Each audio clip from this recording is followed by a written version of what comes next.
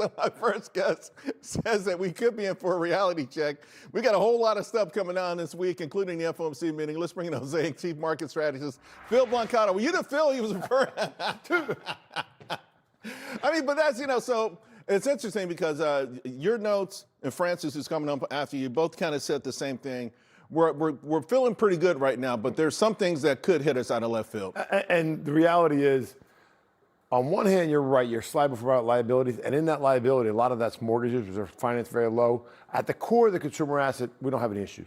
But when you think about folks who spend money today, and they are spending 25% more on gasoline, depending on where they live, from the beginning of the year till now, eventually has an impact. And what could the impact be? Well, we're not in summer driving season yet. We're coming up on that.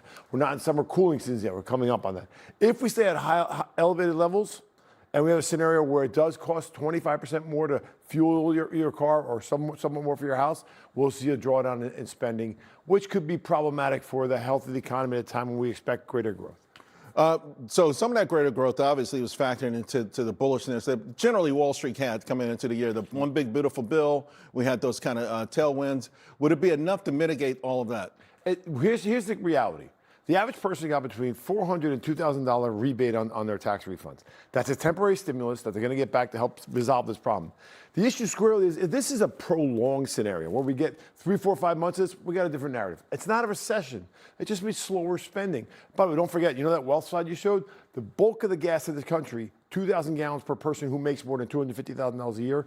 People who make less than $100,000 a year use about 400 gallons a year. Right. So the reality is, it's not a punch in the jaw like we saw in your clip. It's a slower grind down, which we thought this year would be 3% GDP, not 1.5%, and that's where it matters, the spending aspect. So let's talk about making some money. You like Chevron here for a lot of factors: strong free cash flow, strong dividend, recent acquisition. We just can't seem to get a resolution to this war, whether it's going to come or not. And now, because of the extended period of time of lower oil production, it means oil prices stay higher in that 80, 90 range. Believe it or not, at $70 a barrel, they got $10 billion of free cash flow. At $90 a barrel, they got $11 billion because they have leverage in their system. So you get a wonderful dividend, 4 to 6%. You got a company that's buying back stock. They bought Hess, which has been a big acquisition target for them.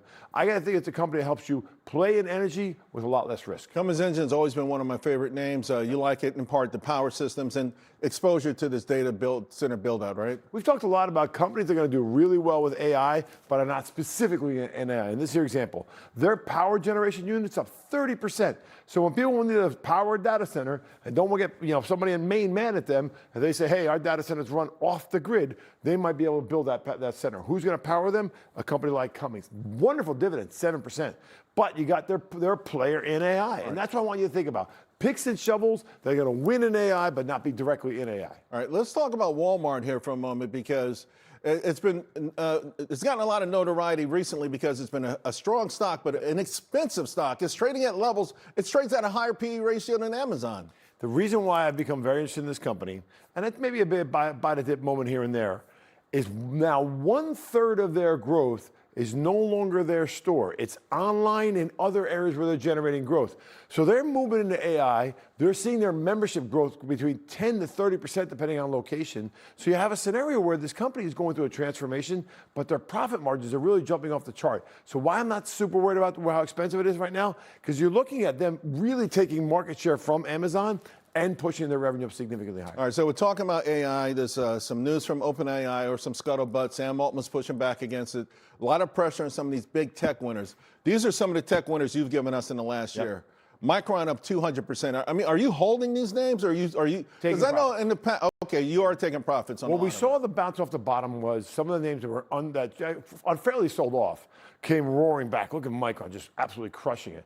But in the old school idea, what I gave you today, I want you to pivot from these names you've made so much money, not sell out of them, but take 15, 20% off the table, go buy Cummins at a 7% dividend yield. Now you're pairing your portfolio. You've got your high-risk stocks in that space that's disruptive. Any of these can be disrupted, not right now, but eventually, versus a dividend play that smooths out your returns. Why?